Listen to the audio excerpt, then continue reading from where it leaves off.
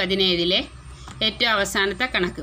ഒരു ത്രികോണത്തിൻ്റെ ഒരു വശം 6 സെൻറ്റിമീറ്ററും അതിലെ 2 കോണുകൾ 40 ഡിഗ്രിയും 65 ഡിഗ്രിയുമാണ്.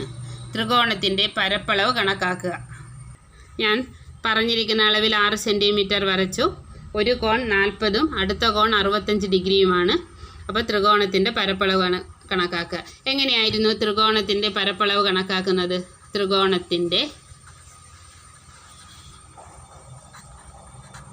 ത്രികോണത്തിൻ്റെ പരപ്പളവ് സമം എന്ത് വരും? ഹാഫ് BH അല്ലേ? ഇവിടെ ബി എന്ത് വരും? ഹാഫ് ഇൻറ്റു 6 ഇൻറ്റു എച്ച് എന്ന് പറഞ്ഞാൽ ഇതാണ് നമ്മൾ ബേസ് ആയിട്ട് എടുക്കുന്നതെങ്കിൽ ഈ അകലമല്ലേ എച്ച് ആയിട്ട് വരുന്നത് അല്ലേ? അതിന് ഇതിന് ഞാൻ CD എന്ന് കൊടുത്തു അല്ലേ? നമുക്ക് എച്ച് എന്താണെന്ന് അറിഞ്ഞുകൂടാ. എച്ച് കണ്ടുപിടിക്കണം. അപ്പോൾ അത് കണ്ടുപിടിക്കാനായിട്ട് ആദ്യം ഞാൻ സിയിൽ നിന്ന് ഡിയിലേക്ക് പെർപെൻഡിക്കുലറാണ് വരച്ചിരിക്കുന്നത്. അപ്പോൾ ADC എന്താണ്? മട്ടത്രികോണമല്ലേ? റൈറ്റ് ട്രയാങ്കിൾ അല്ലേ? മട്ടത്രികോണം ADCയിൽ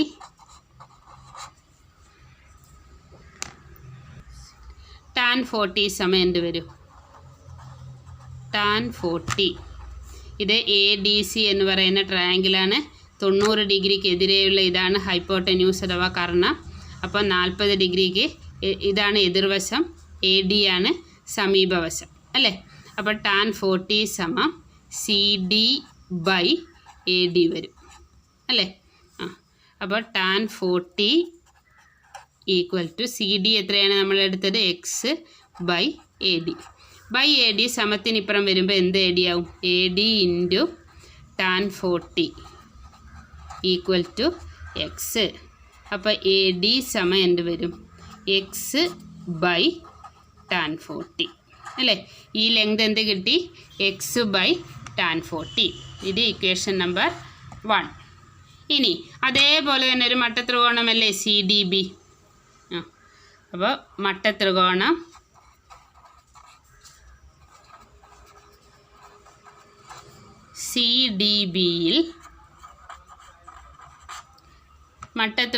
CDBയിൽ നമുക്ക് ഏതാണ് 90 ഡിഗ്രി? ഇത് 90 ഡിഗ്രി ആയതുകൊണ്ട് ഇതെന്താണ്? കർണ അല്ലെങ്കിൽ ഹൈപ്പോട്ടന്യൂസ്.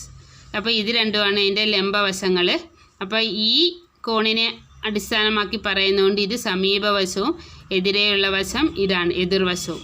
ഇവിടെ ഞാൻ ടാൻ ആണ് കണ്ടുപിടിക്കുന്നത്. ഇവിടെ tan 65 എന്ത് വരും? എതിർവശം ബൈ സമീപവശം അല്ലേ? അപ്പോൾ CD/DB വരും. tan 65 സമം CD/DB. CD എത്രയായിട്ടാണ് നമ്മൾ എടുത്തത്? X/DB equal to tan 65. ഇവിടെ നിന്ന് നമുക്ക് DB കണ്ടുപിടിക്കാം. DB ഇപ്പുറത്തോട്ട് വരുമ്പോൾ എന്തായും? DB into tan 65 equal to X. അപ്പോൾ DB സമയം എന്ത് വരും? X ബൈ അല്ലേ? ഇൻറ്റു അല്ലേ? DB ഇൻറ്റു tan 65 ആണ് ഇവിടെ X. അപ്പോൾ tan 65 ഇപ്പുറത്ത് വരുമ്പോൾ എന്തായി? X/tan 65. ഇത് ഇക്വേഷൻ നമ്പർ 2. അപ്പോൾ ഇക്വേഷൻ നമ്പർ 1ൽ നമുക്ക് AD എന്താണെന്ന് കിട്ടി. ഇക്വേഷൻ നമ്പർ 2ൽ നമുക്ക് DB എന്താണെന്ന് കിട്ടി. AD + DB എന്താണെന്ന് നമുക്കറിയാം. 6 ആണെന്ന് അറിഞ്ഞൂടെ? അപ്പോൾ നമുക്ക് എന്തെഴുതാം? AD + DB സമം 6 അല്ലേ? AD എത്രയാണ് നമുക്ക് കിട്ടിയത്? ആദ്യത്തെ ഇക്വേഷനിൽ X/tan 40 പ്ലസ് DB എന്താണ്? X/tan 65 equal to 6. ഇവിടെ tan 40യുടെയും tan 65ൻ്റെയും വിലകൾ തന്നിട്ടുണ്ട്. അപ്പോൾ വിലകൾ കൊടുക്കുമ്പോൾ എന്ത് വരും? x/0.8391 അല്ലേ? അത് ഞാൻ 2 സ്ഥാനങ്ങൾക്കായിട്ട് എടുക്കുമ്പോൾ 3 കഴിഞ്ഞിട്ട് 5ൽ കൂടുതലുള്ള സംഖ്യ 9 അല്ലേ വന്നത്? അപ്പം നമുക്കിതിനെ എന്തെഴുതാം? 0.84 എന്നെഴുതാം. ഇതിനെ എങ്ങനെ എഴുതാം? 2.1 2.14. അടുത്തത് 4 അല്ലേ, 5ൽ അറിയല്ലേ, അപ്പം നമുക്ക് 2.14 എഴുതാം. 0. അപ്പോൾ എന്ത് വരും? 84 plus x by 2.14 equal to 6 ആണല്ലോ. ഇനി ഇത് രണ്ട് ഫ്രാക്ഷൻ അല്ലേ, ഡിനോമിനേറ്റർ വ്യത്യസ്തമല്ലേ, അപ്പോൾ എന്ത് ചെയ്യണം? Cross multiple. അപ്പോൾ എന്ത് വരും? 2.14 ഇൻറ്റു എക്സ് പ്ലസ് 0.84 അല്ലേ, 2.14 into x plus 0.84 into x by എന്ത് വരും? 0.84 ഇൻറ്റു 2.14 സമം 6. മനസ്സിലായല്ലോ. 2.14 ഇൻറ്റു എക്സ് എന്ന് പറഞ്ഞാൽ എന്താണ്? 2.14 എക്സ് പ്ലസ് 0.84 എക്സ് ബൈ ഇത് തമ്മിൽ ഗുണിച്ചാൽ എന്ത് വരും? 0.84 ഇൻറ്റു 2.14 നമുക്ക് ഗുണിച്ച് നോക്കാം. 214 ഏതുകൊണ്ട് ഗുണിക്കണം? 84 കൊണ്ട്. 4 4 16, 1 ബാക്കി, 1 4 4, 4 1 5, 4 2 8, 8 4 32, 3 ബാക്കി, 1 8 8 3 11, 1 ബാക്കി, 2 16, 16 1 17, 6 7 9 7 1 അല്ലേ. നമുക്ക് ഏതൊക്കെയാണ് ഗുണിക്കേണ്ടത്? 0.84ഉം 2.14 ഗുണിക്കേണ്ടത്. പോയിൻ്റ് കഴിഞ്ഞ് ഇവിടെ 2 സ്ഥാനം, ഇവിടെയും 2 സ്ഥാനം. അപ്പം മൊത്തം എത്ര സ്ഥാനം ഇടത്തോട്ട് മാറ്റണം? 4 സ്ഥാനം. അപ്പോൾ എന്ത് വരും? 1.7976 വന്നു അല്ലേ. നിങ്ങൾ നോക്കിക്കേ, ഇതിനെ നമുക്ക് 2 സ്ഥാനങ്ങൾക്കായിട്ട് ചെയ്താൽ എന്ത് വരും? 1.7, ഇവിടെ 9 ആണ്, മൂന്നാമത്തെ സ്ഥാനം 5ൽ കൂടുതലാണ്. അപ്പോൾ ഇവിടെ 1 കൂട്ടണ്ടേ? അപ്പോൾ 79ൻ്റെ കൂടെ 1 കൂട്ടിയാൽ 80 ആകത്തില്ലേ? അപ്പം നമുക്ക് ഇവിടെ എന്തെഴുതാം? ബൈ 1.80. ഇനി ഇത് തമ്മിൽ കൂട്ടിയാൽ എന്ത് വരും? 2.14 എക്സും 0.84 ആണ് കൂട്ടേണ്ടത്. അപ്പോൾ 0.84, 4 4 8 8 1 9 അല്ലേ, 2.98 എക്സ്. അപ്പോൾ എന്ത് വരും? 2.98 എക്സ് ബൈ 1.80 സമം 6 അല്ലേ. അപ്പോൾ എന്ത് വരും? 2.98 എക്സ് സമം ബൈ 1.80 ഇപ്പുറത്ത് വരുമ്പോൾ എന്തായി? 6 ഇൻറ്റു 1.80. ഇതെന്ത് വരും? 1.80 ഇൻറ്റു 6, 6 ഇൻറ്റു 0 6, 8 48, 4 ബാക്കി, 1 6 6 4 10 അല്ലേ. 1.80 കൊണ്ടാണ് 6നെ ഗുണിക്കുന്നത്. അപ്പോൾ എന്ത് വരും? 10.86, 10.86. 2.98 എക്സ് ഈക്വൽ ടു 10.86. അപ്പോൾ എക്സ് സമയം എന്ത് വരും? 2.98 എക്സ് എന്ന് പറഞ്ഞാൽ 2.98 ഇൻറ്റു എക്സ് അല്ലേ. അപ്പം വെറും എക്സ് സമയം എന്ത് വരും? 10.86 ഡിവൈഡഡ് ബൈ 2.98. ഞാൻ പറഞ്ഞിട്ടില്ലേ, ഒരു പോയിൻ്റുള്ള സംഖ്യ കൊണ്ട് ഹരിക്കുമ്പോൾ ആ പോയിൻ്റ് മാറ്റണ്ടേ. അപ്പോൾ നമുക്ക് ഈ ആൻസർ കണ്ടുപിടിക്കാൻ എന്ത് വേണം? 100 കൊണ്ട് ഗുണിക്കണം 2 സ്ഥലത്തും. അതായത് 10.86 ഇൻറ്റു 100 ബൈ 2.98. ഈ 2.98ൻ്റെ പോയിൻ്റ് മാറ്റാൻ നമുക്ക് ഇവിടെ പോയിൻ്റ് കഴിഞ്ഞ് 2 സ്ഥാനമായതുകൊണ്ട് 2 0 ഉള്ള സംഖ്യ കൊണ്ട് ഗുണിക്കുന്നു. അപ്പം താഴെ ഗുണിക്കുമ്പോൾ അതേപോലെ തന്നെ മുകളിലും ഗുണിക്കണം. അപ്പോൾ എന്ത് വരും? 1086 അല്ലേ, 1086 ബൈ 298. അപ്പോൾ 1086നെ 298 കൊണ്ട് നമുക്ക് ഹരിച്ച് നോക്കാം. അപ്പോൾ 1086നെ 298 കൊണ്ടാണ് ഹരിക്കുന്നത് അല്ലേ. ഇപ്പോൾ ഏകദേശം 298 എന്ന് പറഞ്ഞാൽ 300 അല്ലേ. 1086 എന്ന് വെച്ചാൽ 1000-ൽ ഇച്ചിരി കൂടുതൽ. അപ്പം 300 2 300 ആകുമ്പോൾ എത്ര വരും? 600 അല്ലേ? 3 300 ആകുമ്പോൾ എത്ര വരും? 900. 4 300 ആകുമ്പോൾ എത്ര വരും? ഇതിൻ്റെ കൂടെ ഒരു 300, 1200. അപ്പോൾ ഇത് നോക്കിക്കേ, ഇത് ഏകദേശം 298 3 പ്രാവശ്യമാണോ എന്ന് നമുക്കൊന്ന് അങ്ങനെ നോക്കിയാൽ മതി. 298 എന്ന് വെച്ചാൽ റൗണ്ട് ചെയ്ത് വരുമ്പോൾ 300-നടുത്താണ്. ഇത് 1086 എന്ന് വെച്ചാൽ 1000-ൽ വലിയ വ്യത്യാസമില്ല. അപ്പോൾ 1000-ൽ എത്ര 300 ഉണ്ട്? 3 300. അപ്പോൾ നമുക്ക് നോക്കാം 298 1086-ൽ 3 പ്രാവശ്യമാണോ എന്ന്. 8 3 24, 2 ബാക്കി. 3 27, 27 2 29, 2 ബാക്കി. 23 6 2 8, 894. 4 കൊണ്ട് ഗുണിച്ചാലോ? 298-നെ 4 കൊണ്ട് 8 4 32, 3 ബാക്കി.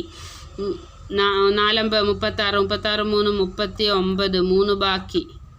4 2 8 8 3 11, 4 കൊണ്ട് ഗുണിച്ചപ്പോൾ 1086-ൽ കൂടിപ്പോയി. അപ്പോൾ എത്ര പ്രാവശ്യമാണ്?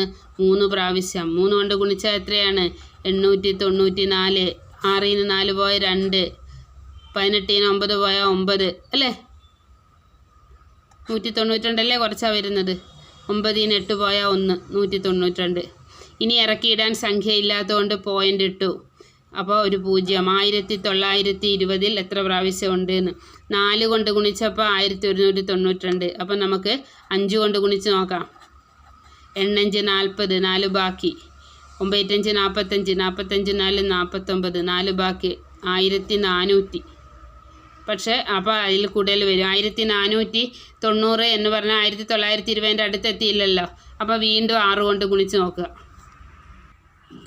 298-നെ 6 കൊണ്ട്. 8 48, 4 ബാക്കി. 9 6 54, 54 4 58, 5 ബാക്കി. 26 12 12, 1788. അപ്പോൾ 6 പ്രാവശ്യമായിരിക്കും. നമുക്ക് നോക്കാം. 6 കൊണ്ട് ഗുണിച്ചപ്പോൾ എന്താണ് കിട്ടിയത്? 8 48, 4 ബാക്കി. 9 6 54, 54 4 58, 5 ബാക്കി. 26 12 12 5 17. കുറച്ച് നോക്കിയാൽ 298-ൽ കുറവുള്ള സംഖ്യ കിട്ടണം. 8 2 10, 1 ബാക്കി. 8 1 9, 9 3 12, 7 1 8 1 9. അപ്പോൾ 3.6 ആണ് നമുക്ക് എക്സ് സമം കിട്ടിയത്, അല്ലേ? എക്സ് സമം എന്ത് കിട്ടി? 3.6. നമുക്ക് ഈ ട്രയാങ്കിളിൻ്റെ ഏരിയ അല്ലായിരുന്നോ കിട്ടേണ്ടത്? അപ്പോൾ 1/2 × 6 × h അല്ലേ കിട്ടേണ്ടത്. h എന്ന് പറയുന്ന ഡിസ്റ്റൻസ് നമ്മൾ x ആയിട്ടല്ലേ എടുത്തത്. അപ്പോൾ x സമം നമുക്ക് എന്ത് കിട്ടി? 3.6. അപ്പോൾ നമുക്കിനി ഏരിയ കണ്ടുപിടിക്കാമല്ലോ. 1/2 × 6 × 3.6. 6ഉം 2ഉം കൂടെ വെട്ടിപ്പോയാൽ എന്ത് വരും? 3, അല്ലേ? അപ്പോൾ 3 × 3.6 എത്രയാണെന്ന് നോക്കണം. 3.6 × 3, 3 18, 1 ബാക്കി. 3 9 1 10, അല്ലേ? 3 18, 1 ബാക്കി. 3 9 1 10. അപ്പോൾ 3.6-നെയാണ് ഗുണിക്കുന്നത്. അപ്പോൾ പോയിൻ്റ് കഴിഞ്ഞൊരു ഒരു പോയിൻ്റ് കഴിഞ്ഞ് ഒരു സ്ഥാനമുണ്ട്. അപ്പോൾ ഒരു സ്ഥാനം ഇടത്തോട്ട് മാറ്റണ്ടേ? അപ്പോൾ എന്ത് വരും? 10.8. ഇതെന്താണ്? പരപ്പളവല്ലേ? പരപ്പളവിൻ്റെ യൂണിറ്റ് എന്താണ്? Centimetre square. ഇവിടെ എല്ലാം സെൻറ്റിമീറ്ററിലല്ലേ തന്നിരിക്കുന്നത്. അപ്പോൾ യൂണിറ്റ് സെൻറ്റിമീറ്റർ സ്ക്വയർ. ഒന്നുകൂടെ നോക്കിക്കോ. ഇങ്ങനെ ഒരു ചിത്രമൊന്നും തന്നിട്ടില്ല. ഒരു 6 സെൻറ്റിമീറ്റർ നീളമുള്ള വര, അതിൻ്റെ അറ്റത്തുള്ള കോണുകൾ 40 ഡിഗ്രി 65 ഡിഗ്രി. ആ ത്രികോണത്തിൻ്റെ എന്ത് കണ്ടുപിടിക്കാനാണ് പറഞ്ഞത്? പരപ്പളവ് കണ്ടുപിടിക്കാനാണ് പറഞ്ഞത്. അപ്പം നമുക്ക് പരപ്പളവ് കണ്ടുപിടിക്കേണ്ടത് 1/2 BH ആണ്. ബി എന്ന് പറഞ്ഞാൽ ബേസ് ആണ്. ബേസ് 6 ആണെന്നറിയാം. എച്ച് ആണ് നമുക്ക് അറിഞ്ഞുകൂടാത്തത്. അപ്പോൾ എച്ച് കണ്ടുപിടിക്കാൻ ഞാൻ CD H വരച്ചു. ഇത് ഞാൻ എക്സ് എന്നാണ് കൊടുത്തത്. എച്ച് എന്ന് വേണമെങ്കിലും കൊടുക്കാം കേട്ടോ. അപ്പോൾ ആദ്യം ADC എന്ന് പറയുന്ന ട്രയാങ്കിൾ എടുത്തു. നമുക്കിവിടെ AB = 6 ആണെന്നറിയാം. അപ്പോൾ ഈ വരയ്ക്കുമ്പോൾ 2 മട്ടത്രികോണങ്ങളുണ്ടായി. അതിനകത്ത് നിന്ന് ADയും BDയും കണ്ടുപിടിക്കുന്നു. എന്നിട്ട് AD + BD എന്ന് എഴുതുന്നു. അങ്ങനെയാണ് ചെയ്യുന്നത്. അപ്പോൾ ADC എന്ന് പറയുന്ന ആദ്യത്തെ ട്രയാങ്കിളിൽ tan 40 x/AD ആണ്. നോക്കിക്കോ, x/AD. AD ഇപ്പുറത്ത് വന്നാൽ AD × tan 40 = x. അപ്പോൾ AD = x/tan 40. അപ്പോൾ AD സമം കിട്ടി. ഇനി അടുത്ത ട്രയാങ്കിളിൽ നിന്ന് നമുക്ക് DB അല്ലെങ്കിൽ BD കിട്ടണം. അടുത്ത ട്രയാങ്കിൾ ഏതാണ്? CDB. അവിടെ ഈ ആംഗിളാണ് തന്നിരിക്കുന്നത്, അല്ലേ? ഈ ആംഗിൾ ആദ്യം നമ്മൾ ഈ മട്ടത്രികോണത്തിൽ ഇത് 90 ഡിഗ്രിയാണ്. അപ്പം 90 ഡിഗ്രിക്കെതിരെയുള്ളത് കർണമാണ്. ബാക്കിയുള്ള വശങ്ങളാണ് എതിർവശവും സമീപവശവുമായിട്ട് മാറി വരുന്നത് തന്നിരിക്കുന്ന കോണിനെ അടിസ്ഥാനമാക്കി. അപ്പോൾ ഈ കോണാണ് നമുക്ക് തന്നത്, ഈ ആംഗിളാണ്. അപ്പോൾ ഇതിനെ വെച്ച് നോക്കുമ്പോൾ ഇത് എതിർവശവും ഇത് സമീപവശവുമാണ്. അതുകൊണ്ടാണ് നമ്മൾ CD/AD എന്ന് എടുത്തത്. അതേപോലെ ഇതിൽ 90 ഡിഗ്രി ആയതുകൊണ്ട് ഇത് കർണത്തിന് മാറ്റമില്ല. ബാക്കി ലംബവശങ്ങളാണ് കോണിനെ അടിസ്ഥാനമാക്കി മാറുന്നത്. അപ്പോൾ ഈ ആംഗിളാണ് തന്നത്. അപ്പോൾ എതിർവശം ബൈ സമീപവശം ഇങ്ങനെ വരും. എന്ത് വരും? CD/DB. അപ്പോൾ x/dB. DB ഇപ്പുറത്ത് വരുമ്പോൾ DB × tan 65. അപ്പോൾ രണ്ടാമത്തെ ഇക്വേഷനായിട്ട് DB നമുക്ക് കിട്ടി. നമുക്കറിയാം AD + DB എന്താണ്? 6 ആണെന്നറിയാം. അപ്പോൾ അത് വെച്ചുകൊണ്ട് ചെയ്യാം. അപ്പോൾ AD + DB 6. അപ്പോൾ x/tan 40 പ്ലസ് അല്ലേ, AD എന്ന് പറഞ്ഞാൽ x/tan 40 ആണ് ഇക്വേഷൻ നമ്പർ 1 കിട്ടി. ഇനി DB എന്താണെന്നറിയാം, x/tan 65 = 6. പിന്നെ tan 40യുടെ വില 0.8391 ആണ്. 2 സ്ഥാനങ്ങൾക്ക് കൃത്യമായി ചെയ്തപ്പോൾ മൂന്നാമത്തെ സ്ഥാനം 5ൽ കൂടുതലായതുകൊണ്ട് 3ൻ്റെ കൂടെ 1 കൂട്ടി 0.84 tan 40. tan 65 2.144. മൂന്നാമത്തെ സ്ഥാനം 4ആണ്, 5ൽ താഴെ ആയതുകൊണ്ട് 2.14 തന്നെ എടുത്തു, =6.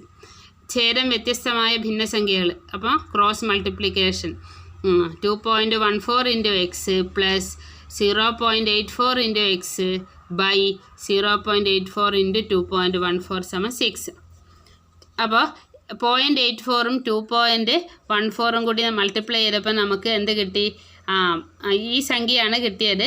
ഇവിടെ പോയിൻ്റ് കഴിഞ്ഞ് 2 സ്ഥാനം, മൊത്തം 2ലും കൂടി 4 സ്ഥാനം. അപ്പോൾ 4 സ്ഥാനം ഇടത്തോട്ട് മാറ്റിയപ്പോൾ 1.79 കിട്ടി. അത് കാൽക്കുലേഷൻ്റെ എളുപ്പത്തിന് വേണ്ടി 2 സ്ഥാനങ്ങൾക്ക് കൃത്യമായി ചെയ്തു. അപ്പോൾ മൂന്നാമത്തെ സ്ഥാനം ഏതാണ്? 5ൽ കൂടുതലാണ്. അപ്പോൾ 79ൻ്റെ കൂടെ 1 കൂട്ടി, 9ൻ്റെ കൂടെ 1 കൂട്ടി. അപ്പോൾ എത്രയായി? 80. 1.80. പിന്നെ 2.14x പ്ലസ് 0.84 എഴുതുന്നതാണ്ടോ കൂട്ടാൻ. അപ്പം 2.98x. 1.80 സമത്തിനിപ്പുറം വന്നപ്പോൾ ഇൻറ്റു 1.80 ആയി. 180നെ 6 കൊണ്ട് ഗുണിച്ചപ്പോൾ 1086. പോയിൻ്റ് കഴിഞ്ഞ് ഇവിടെ 2 സ്ഥാനം ഉള്ളതുകൊണ്ട് 2 സ്ഥാനം ഇടത്തോട്ട് മാറ്റി. അപ്പം 10.86. 2.98x എന്ന് പറഞ്ഞാൽ എന്താണ്? 2.98 × x ആണ്. അപ്പോൾ x എന്ന് പറയുമ്പോൾ 2.98 അടിയിൽ വരും. അപ്പോൾ 2.98 പോയിൻ്റ് കഴിഞ്ഞ് 2 സ്ഥാനം ഉള്ളതുകൊണ്ട് പോയിൻ്റ് മാറ്റാൻ താഴെ ഏതുകൊണ്ട് ഗുണിക്കണം? 2 പൂജ്യമുള്ള 100 കൊണ്ട് ഗുണിക്കണം. അപ്പോൾ മുകളിലും ഗുണിക്കണം. അപ്പോൾ രണ്ടിടത്തുനിന്നും എന്ത് മാറി? പോയിൻ്റ് മാറി. അപ്പോൾ നമുക്ക് 1086നെ 298 കൊണ്ടാണ് ഹരിക്കേണ്ടത്. അപ്പോൾ ഏകദേശം 1086 എത്ര 298 വരുമെന്നുള്ളതിന് 298 എന്ന് പറഞ്ഞാൽ 300-നടുത്തല്ലേ. അപ്പോൾ 1086 എന്ന് വെച്ചാൽ 1000ൽ നിന്ന് ഇച്ചിരി കൂടുതലേ ഉള്ളൂ.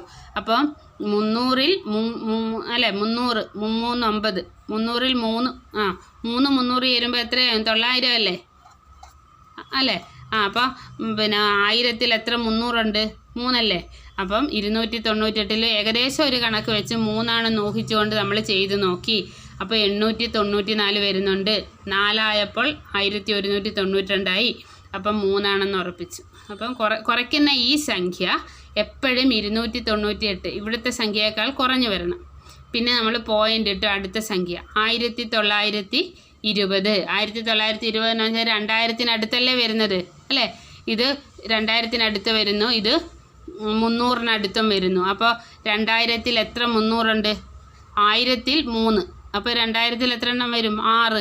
ഏകദേശം അങ്ങനെ നോക്കിക്കൊണ്ട് നമുക്ക് ചെയ്ത് നോക്കാം. 6. അപ്പം ഗുണിച്ചപ്പോൾ നമുക്ക് 1788 കിട്ടി. കുറച്ച് സംഖ്യ 298ൽ കുറവാണ്. അപ്പോൾ 3.6 എന്ന് ഉറപ്പിച്ചു. 1920 എന്ന് പറഞ്ഞാൽ 2000ൽ നിന്ന് 80 വ്യത്യാസമേ ഉള്ളൂ. അപ്പോൾ 2000ൽ എത്ര 300 ഉണ്ട് എന്ന് ഏകദേശം നോക്കിയാൽ മതി. എന്നിട്ട് നമ്മൾ ഗുണിച്ച് നോക്കണം. അപ്പോൾ 3.6 എന്താണ് നമുക്ക് കിട്ടിയത്? എക്സ് നമ്മൾ h അല്ലേ എക്സ് ആയിട്ട് എടുത്തത്. അപ്പോൾ 1/2 × 6 × 3.6. 6ഉം 2ഉം വെട്ടിപ്പോയി 3. 3 × 3.6 10.8 cm².